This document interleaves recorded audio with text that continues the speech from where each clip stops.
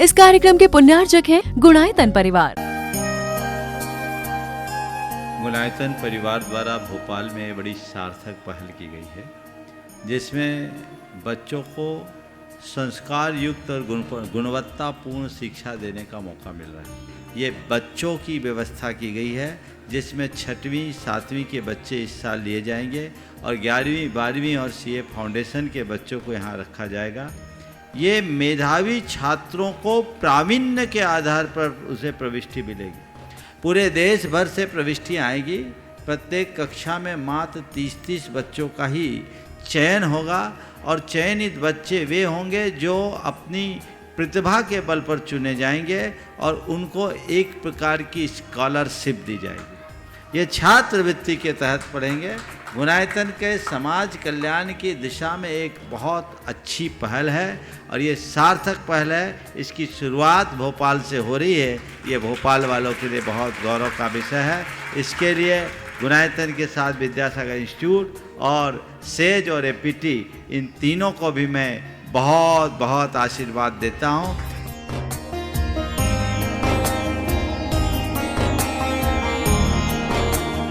एक आदर्श और व्यवस्थित दिनचर्या का लक्ष्य प्राप्ति में बहुत बड़ा योगदान होता है।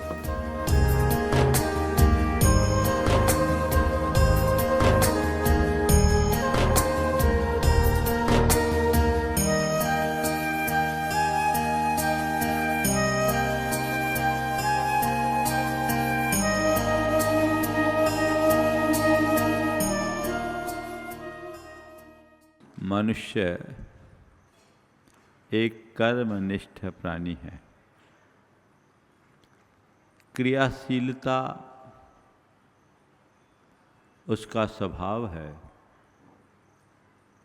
कर्मठता उसकी पहचान। अपने जीवन में किए जाने वाले प्रत्येक कर्म के साथ मनुष्य कुछ न कुछ परिणाम की अपेक्षा रखता है, पर परिणाम की यही अपेक्षा उसे दुखी और अशांत बनाती है। ये मन में मोह, भ्रम, भय और आसक्ति को उत्पन्न करती है।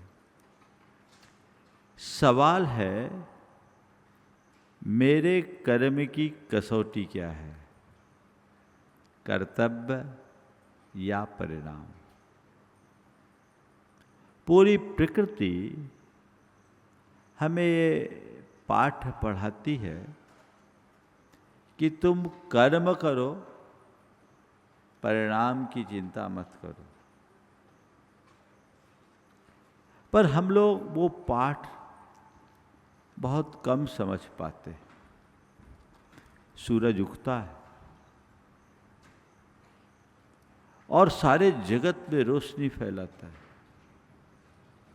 वो उसका अपना कर्म है जो वो करता है, पर उसे इस बात की किंचित भी परवाह नहीं होती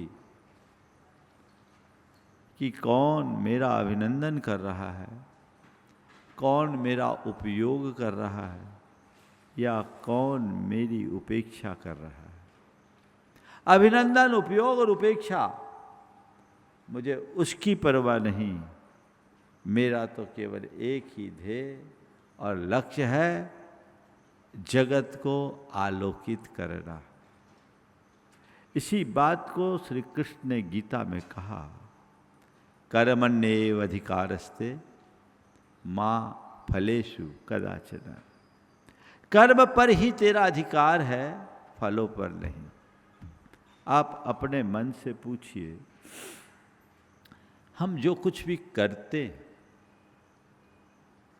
वो फल की वांछा से करते हैं या केवल कर्तव्य की भावना से? चाहे पारिवारिक काम हो, चाहे व्यावसायिक जगत हो, चाहे नौकरी पेशा से संबद्ध हो, चाहे धार्मिक आराधना हो या साधना का क्षेत्र, किसी भी क्षेत्र में हम जो कुछ कर रहे हैं उसके पीछे मेरी भावना क्या है। मैं इसे परिणाम को सामने रखकर चल रहा हूं या कर्तव्य की भावना से प्रेरित होकर अपना काम कर रहा हूं। माँ बाप का एक कर्तव्य है कि संतान को जन्म दे, जीवन दे, संस्कार दे, अच्छे से लालन पालन करके उन्हें अपने पैरों पर खड़े करे। ये कर्तव्य है। इस कर्तव्य में कोई हानि नहीं है, किसी प्रकार की परेशानी नहीं है। जब तक ऐसे कर्तव्य की भावना है तब तक मन में किसी भी प्रकार की हलचल नहीं होती, सहज स्फूर्णा होती है, सहज प्रेरणा होती है और सारे कार्य बहुत सहजता से संपादित होते रहते हैं। लेकिन जब हम परिणाम को सामने रख करके चलना शुरू करते हैं तो बहुत सी उथल पुथल शुरू हो जाती है, बेचैनी, व्यग्रता और उद्वेग उत्पन्न होने लगता है। हम बच्चे को इसलिए आगे बढ़ा रहे हैं, पढ़ा लिखा रहे हैं कि कल ये मेरे काम में आए। क्या हो गया? यहां आते ही मोहाशक्ति हो जाती है। यानी हमने तुम्हें कुछ दिया है लेने के लिए, यहां परिणाम की प्रमुखता हो गई, और मैंने तुम्हें दिया केवल देने के लिए, यहां कर्तव्य की भावना हो गई। संत कहते हैं तुम कोई भी काम करो, काम किए बिना जीवन की गति नहीं। काम तो करना होगा, लेकिन काम को काम के लिए करो, कर्म को कर्म के लिए करो, उसे अपना कर्तव्य मान करके चलो, उसके परिणाम को सामने लेकर मत चलो। ये बात सत्य है कि कोई भी कर्म करोगे तो परिणाम तो निकलेगा, और बिना कर्म के परिणाम भी नहीं निकलेगा, ये भी सत्य है। लेकिन हमेशा एक बात को स्मरण में रखना चाहिए कि मेरे हाथ में कर्म यानी प्रयास है, परिणाम नहीं। अपने हाथ में जो है यदि उसमें अपनी शक्ति लगाओगे तो हमेशा प्रसन्न बने रहोगे, और परिणामों की चिंता में उलझोगे तो दुखी हो जाओगे। एक किसान खेत में बीज बोता है, निश्चिंत हो जाता है। खेत को जोतना, बखरना, तैयार करना, बीज बोना उसके हाथ में है, जो उसका कर्म है। पर समय पर पानी बरसाना, प्रकृति को अपने अनुकूल बनाए रखना, ये उसके हाथ में नहीं है। है क्या? नहीं है। तो किसान खेत में बीज बोता है, फसल उगती है, बीज बोने के बाद वो निश्चिंत हो जाता है, और जो फसल आई उसे अपना भाग्य मान करके स्वीकार लेता है। ऐसी स्थिति में उसकी कृषि भी उसके लिए एक तपस्या बन जाती है। इसे ही कहा जाता है निष्काम कर्म योग। निष्काम कर्म योग अर्थात ऐसा योग जिसमें मनुष्य कर्म तो करे पर फल की अपेक्षा से मुक्त होकर के जिए, कर्तव्य की भावना से भर करके चले। मैं यहां आपको प्रवचन दे रहा हूं, ठीक है, ये मेरा एक कर्म है, इसका परिणाम भी है जो आप लोगों के जीवन में घटता है, पर मेरे मन में कोई अपेक्षा नहीं। मैं इस भाव से तो जरूर अपना कर्म करता हूं कि आप लोगों तक अपनी बात को अच्छे से अच्छे तरीके से पहुंचाऊं, ताकि ये बातें आपके जेहन में उतरे और आप अपने जीवन को सुधार सको, संवार सको। ये भावना मेरे हृदय में उत्साह को संचारित करती है और इसी उत्साह और प्रेरणा से मेरे शब्द मुखरित होते हैं। यदि मन में ऐसी भावना ना हो, उत्साह ना हो, प्रेरणा ना हो, तो मेरे शब्द भी प्रकट नहीं होंगे, न मैं बोल पाऊंगा। लेकिन मेरे लिए जो कुछ भी बोलना है वो मेरा सहज एक व्याख्यान है जो मैं एक कर्तव्य के रूप में कर रहा हूँ। मेरे मन में ये अपेक्षा नहीं है कि जैसा मैं बोलूं उसका वैसा प्रभाव पड़े ही पड़े, इसमें कोई हानि नहीं, लेकिन ऐसा ही पड़े ये मुझे दुखी बनाएंगे, ये मुझे चिंता में डालेंगे, ये मुझे परेशान करेंगे, ये मेरी चेतना को अशांत बनाएंगे।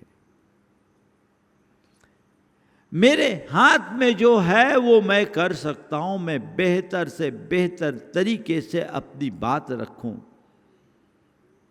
मैं अच्छे से अच्छे विचार प्रस्तुत करूं, मैं अपनी ओर से आपकी भावनाओं को उद्वेलित करने का पूर्ण प्रयत्न करूं। ये मेरा कर्म है जिसे मैं अपना धर्म मानकर कर रहा हूं। लेकिन अगर मैं उसके परिणाम को लेकर के चिंतित होने लगूं, अरे इतनी मेहनत करता हूं पर रिजल्ट नहीं आ रहा है, रिजल्ट नहीं आ रहा है, रिजल्ट नहीं आ रहा है, तो हमारा रिजल्ट खराब, रिजल्ट खराब।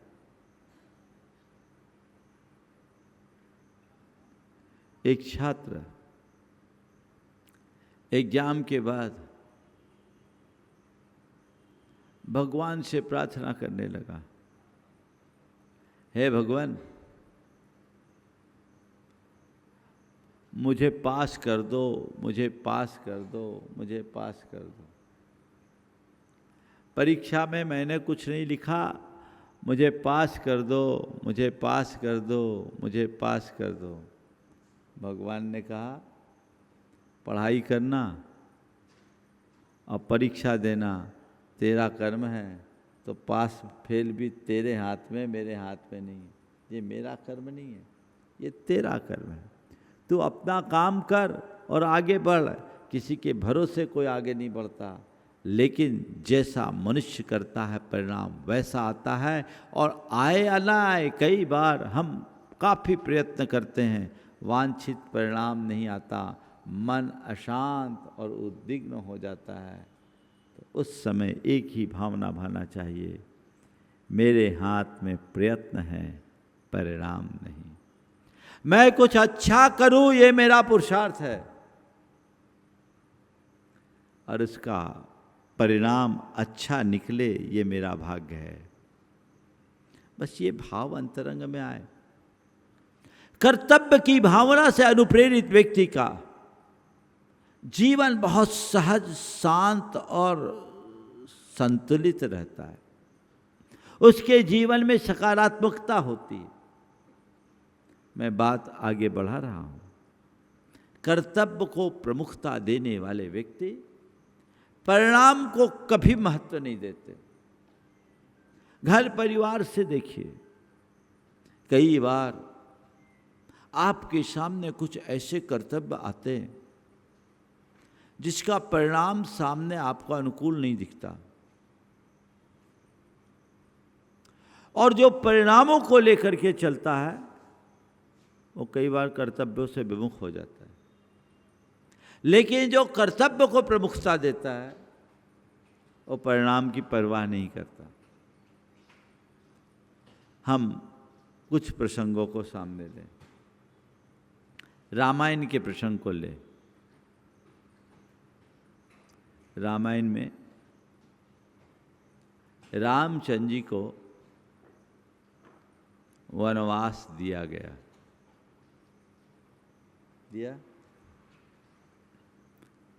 वनवास का परिणाम भयावह था। राजगद्दी भी गई और वनवास निर्वासित जीवन, सब कुछ खोने की स्थिति, ये तो कतई स्वीकारने योग्य नहीं थी। परिणाम को देखा जाए तो रामचंद्र जी बगावत कर सकते थे, उन्होंने ऐसा नहीं किया। ऐसा नहीं किया, साक्षात नुकसान देखते हुए भी, है ना, जो राज्य का उत्तराधिकारी है, जिसके साथ जनमत है, और जनमत ही नहीं, वाल्मीकि रामायण के अनुसार तो दशरथ जी ने कहा कि राम, मैं तो कैकेयी के वचनों से बंध गया, मैं विवश हूं, तो एक काम कर, मुझसे युद्ध करके मुझे हरा दे और तू राजगद्दी का अधिकारी बन जा। मैं चाहता हूं तू यहीं रहे, तू जा मत। बोलो, उस घड़ी यदि रामचंद्र जी परिणाम की तरफ ध्यान दिए होते तो क्या रामचंद्र जी राम बन पाते? राम वन गए, राम वन गए, इसीलिए राम राम बन गए।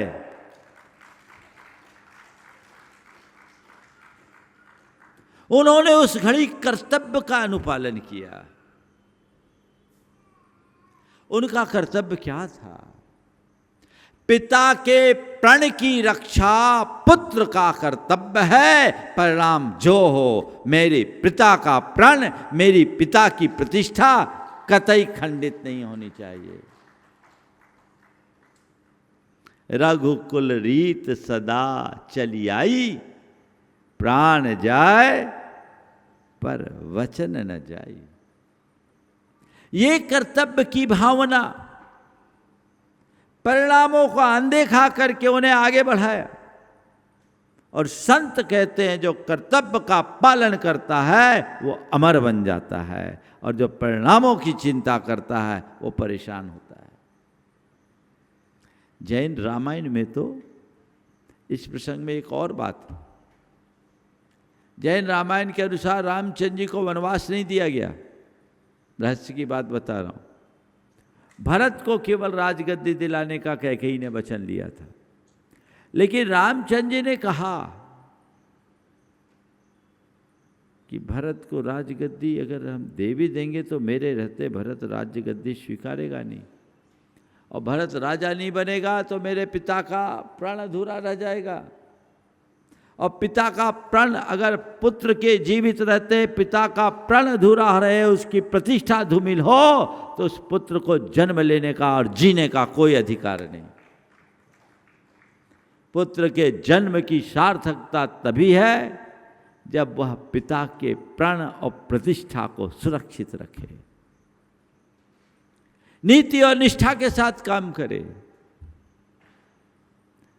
तो उन्होंने कहा ठीक, भरत राजगद्दी में बैठेंगे और मैं वनवास जाऊंगा।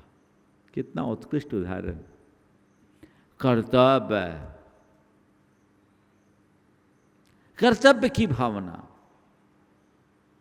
कर्म करो, उसकी कसौटी में परिणाम को सामने रखो, लेकिन परिणाम को कसौटी मत बनाओ, कर्तव्य को ही उसकी कसौटी बना करके चलो। महाभारत के प्रसंग को देख लीजिए। भीष्म जी ने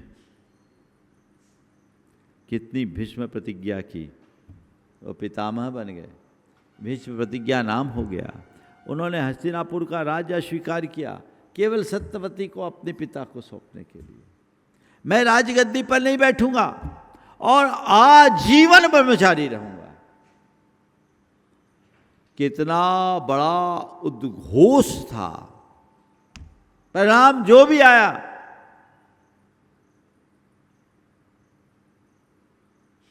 लेकिन भीष्म पितामह अमर हो गए।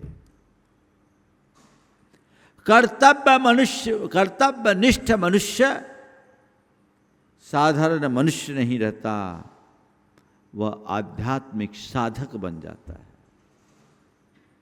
अगर मनुष्य के मन में ऐसी वृत्ति आ जाए और हर व्यक्ति परिणाम की अपेक्षा से मुक्त होकर शुद्ध अंतस्करण के साथ अपने कर्तव्य को करना शुरू कर दे, जीवन का काया पलट हो जाए।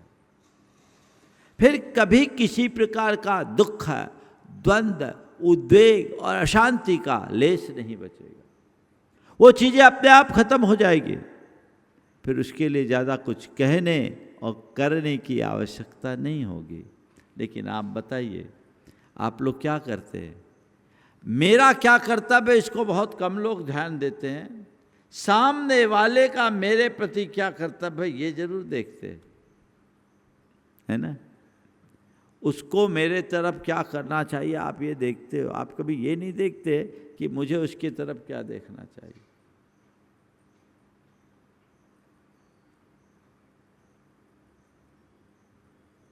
क्या है कर्तव्य और क्या है परिणाम?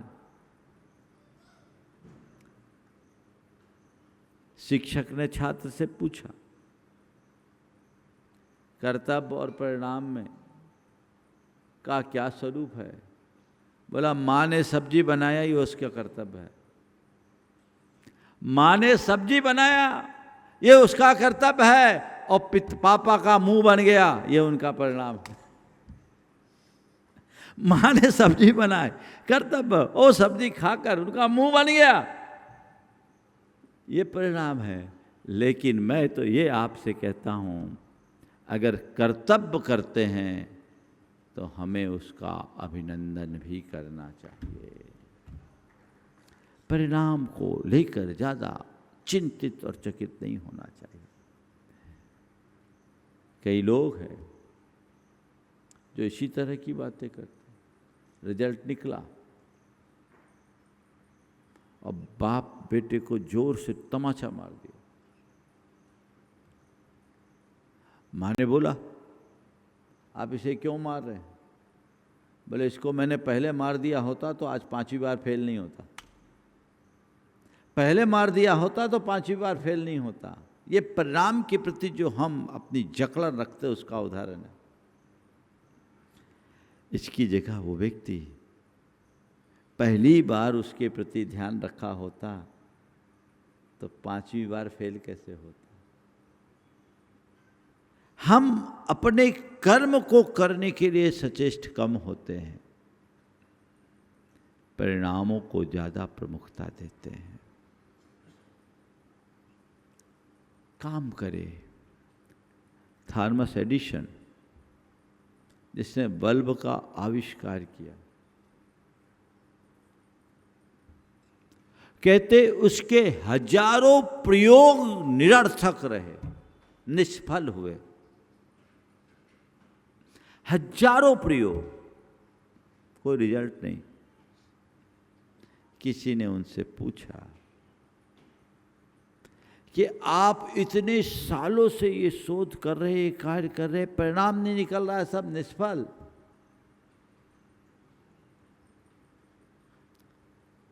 उन्होंने कहा, नहीं, मैं ऐसी दिशा में बढ़ा हूं जहां हजारों रास्ते हैं, मंजिल आज नहीं कल पहुंचूंगा। वो हारा नहीं, जो मेरे हाथ में हो मैं करूंगा। परिणाम आज नहीं तो कल निकलेगा। निकलेगा, जब निकलेगा उसको लेकर के मैं परेशान क्यों हूं।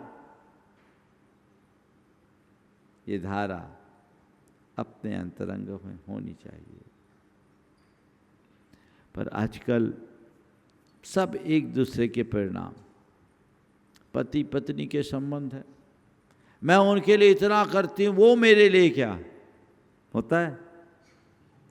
मैं रात दिन सामने वाले के लिए खटती हूं, वो तो मेरा ध्यान ही नहीं देता। हो गया गड़बड़। पति पत्नी के बीच का कर्तव्य क्या है? पत्नी का कर्तव्य है पति को सम्मान देना और घर की जिम्मेदारियों का व्यवस्थित संचालन करना।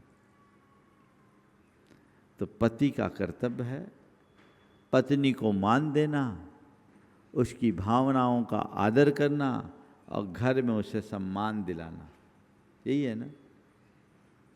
दोनों अपने अपने कर्तव्य करें तो झंझट कहाँ। लेकिन दोनों में ये अगर दिखने में आ जाए कि मैं सामने वाले के लिए ये कर रहा हूं और वो हमारे लिए क्या कर रहा है, परिणाम तो द्वंद्व है ना। तो परिणाम जहां ज्यादा आ जाए, परिणाम पर यदि आपका ध्यान ज्यादा जुड़ जाए तो केवल द्वंद्व आता है। परिणाम को लेकर ज्यादा चिंतित मत होइए। एक दूसरे के पूरक और प्रेरक बनकर के चलना आपका कर्तव्य हो, कीजिए ना, परिणाम तो अपने आप अच्छा निकलेगा। पति और पत्नी जहाँ एक दूसरे के पूरक और प्रेरक बनकर के जिएंगे वहाँ परिणाम कभी खराब आएगा क्या। लेकिन पति और पत्नी एक दूसरे के साथ जब टकराव भरा दृष्टिकोण रखेंगे, एक दूसरे के साथ भेदभाव रखेंगे, तो परिणाम द्वंद्व का ही तो आएगा। द्वंद्व को आनंद में बदल दो, परिणाम की आसक्ति छोड़ दो, द्वंद्व आनंद में आ जाएगा। पिता पुत्र के बीच में संबंध है। पिता का कर्तव्य है कि पुत्र को ठीक तरीके से पढ़ा लिखा कर योग्य बनाए, पांवों पे खड़ा करे। और पुत्र का कर्तव्य है कि पिता के ऋण से उऋण होने के लिए अपने कर्तव्यों का पालन करे, उनके जरूरतों की पूर्ति करे। दोनों अपने अपने कर्तव्य का पालन करे तो कोई दिक्कत नहीं। पर पिता चाहे मैंने ऐसा किया तो मेरे बेटे को मेरे साथ ऐसा करना ही चाहिए, और बेटा कहे कि मेरे बाप ने मेरे लिए किया ही क्या, मैं अपने पिता के लिए क्या करूं, तो क्या होगा। पिता यदि संतान को ठीक रीति से पढ़ाए लिखाए नहीं, उसके अच्छे संस्कार न दे, पिता यदि संस्कार न दे, बेटे का भविष्य बिगड़ता है। और बेटा यदि योग्य होने के बाद भी अपने पिता को वृद्धाश्रम भेज दे तो पिता का भविष्य बिगड़ता है। दोनों जगह परिणाम गलत है। पिता कर्तव्यनिष्ठ होगा तो संतान संस्कारवान बनेगी, और संतान कर्तव्यनिष्ठ होगा तो पितृभक्ति अपने आप प्रकट होगी। कर्तव्य रखो, परिणाम को कभी ध्यान मत दो। और सदैव एक बात ध्यान रखे, आजकल ये मनोवृत्ति बहुत बढ़ गई है। सब अपने अधिकार की बात करते हैं, मेरा राइट क्या है ना, मेरी ड्यूटी क्या है, ये बहुत कम लोग सोचते हैं। राइट क्या है, इसीलिए फाइट है। हमें सोच को बदलना होगा। मेरा कर्तव्य क्या है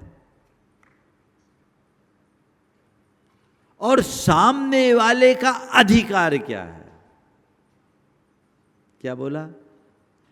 सामने वाले के प्रति मेरा कर्तव्य क्या है और मेरे प्रति सामने वाले का अधिकार क्या है।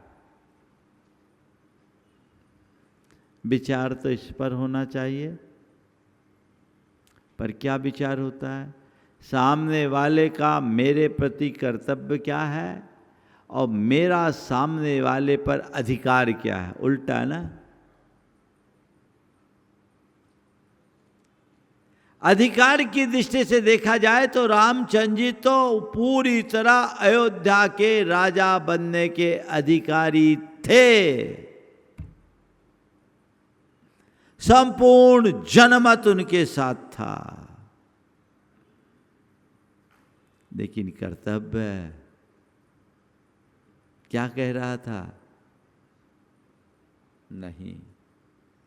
इस अधिकार के प्रयोग से पिता की प्रतिष्ठा धूमिल होगी, और पिता की प्रतिष्ठा धूमिल करने में मेरी जीवन की सार्थकता ही नहीं। इसलिए मुझे अधिकार को तिलांजलि देना है, कर्तव्य का पालन करना है ना। महाभारत और रामायण में क्या अंतर? रामायण में कर्तव्य को प्रमुखता दी गई और महाभारत में अधिकार को।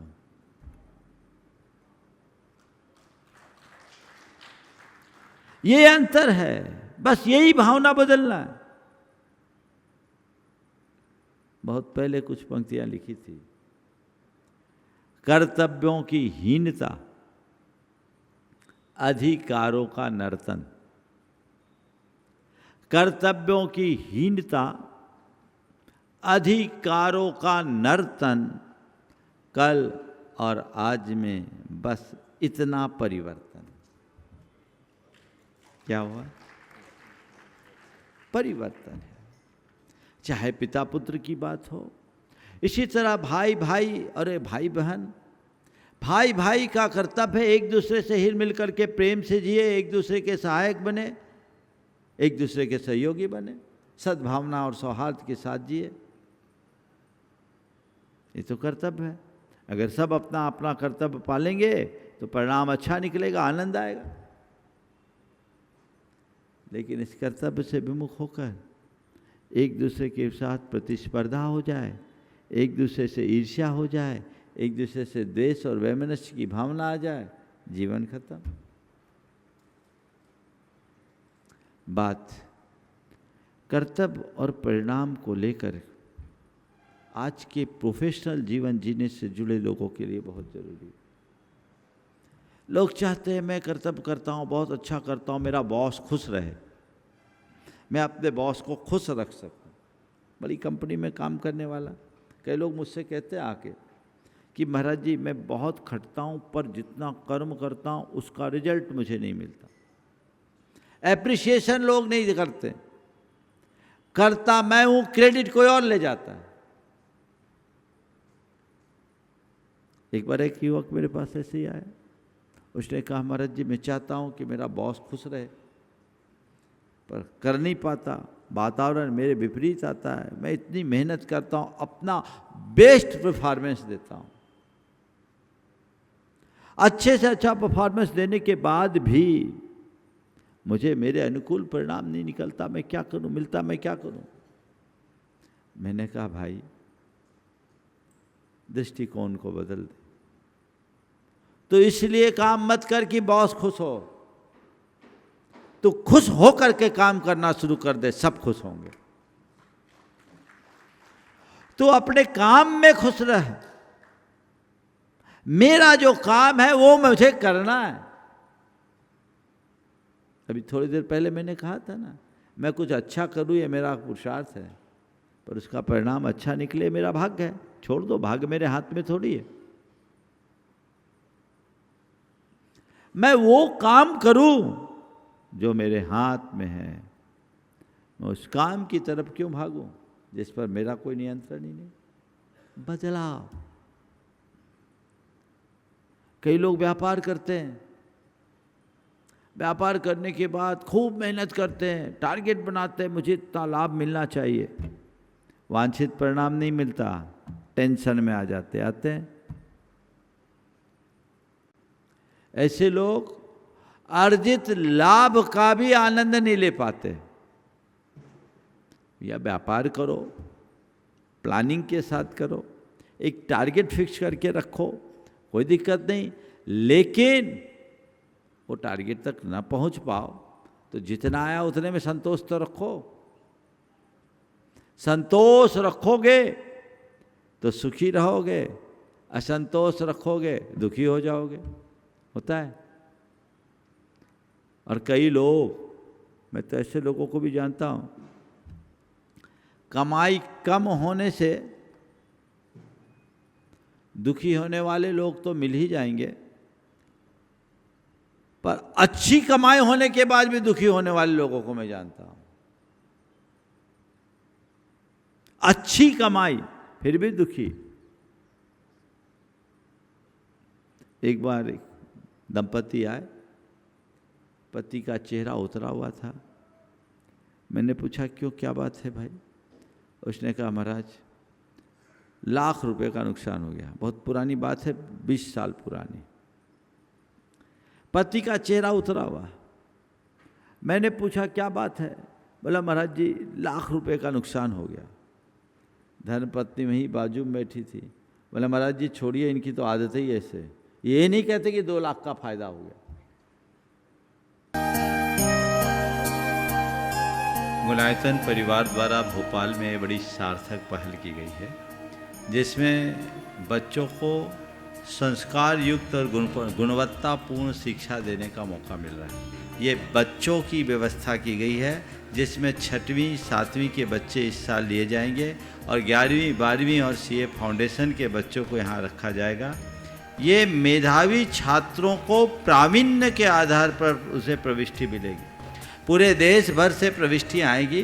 प्रत्येक कक्षा में मात्र 30-30 बच्चों का ही चयन होगा और चयनित बच्चे वे होंगे जो अपनी प्रतिभा के बल पर चुने जाएंगे और उनको एक प्रकार की स्कॉलरशिप दी जाएगी। ये छात्रवृत्ति के तहत पढ़ेंगे।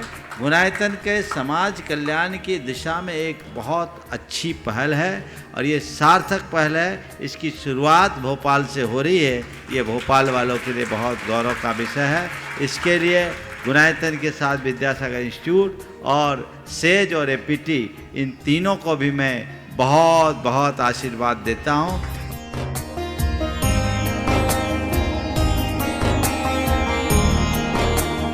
एक आदर्श और व्यवस्थित दिनचर्या का लक्ष्य प्राप्ति में बहुत बड़ा योगदान होता है।